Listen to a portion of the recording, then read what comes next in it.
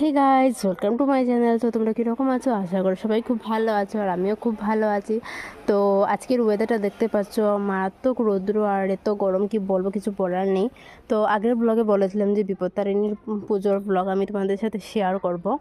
তো এদিকে তো ফল কাটা ফুল টুল দেখতে পাচ্ছ স্টার্ট হয়ে গেছে অলমোস্ট, আর এদিকে তো গড়টাও বসানো হয়ে গেছে পুজোর জন্য।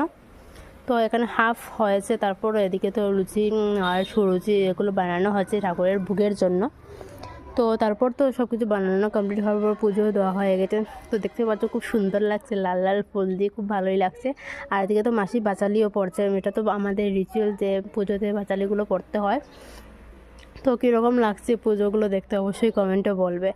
আর তারপর তো এদিকে পুজো কমপ্লিট হওয়ার পর তো এদিকে রান্না করা স্টার্ট হয়ে গেছে, খিচুড়ি সবজি এগুলো রান্না হচ্ছে। তো পুজোর দিনে তো খিচুড়ি না খেলে হয় না, তো এদিকে তো খিচুড়ি রান্না চলছে, অলমোস্ট কমপ্লিট হয়ে গেছে।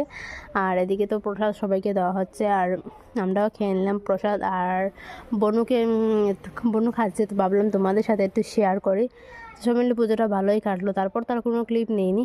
আর লাঞ্চে তো আমি খেয়েছিলাম, আর লাঞ্চ করে এত টায়ার্ড হয়ে গেছিলাম যে আর কোনো ক্লিপই নিইনি।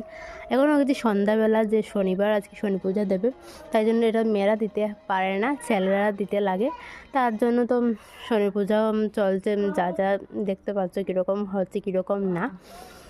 তো শনি পুজোর সবাই একসাথে হলাম, খুব ভালো লাগলো। আজকের দিনটাও খুব ভালোভাবে কাটালাম, সবাই একসাথে হলাম, আর পুজোটাও খুব এনজয় করলাম। তো তোমাদের পুরো ব্লগটা কীরকম লাগলো অবশ্যই কমেন্টে বলবে। Children take care, tata.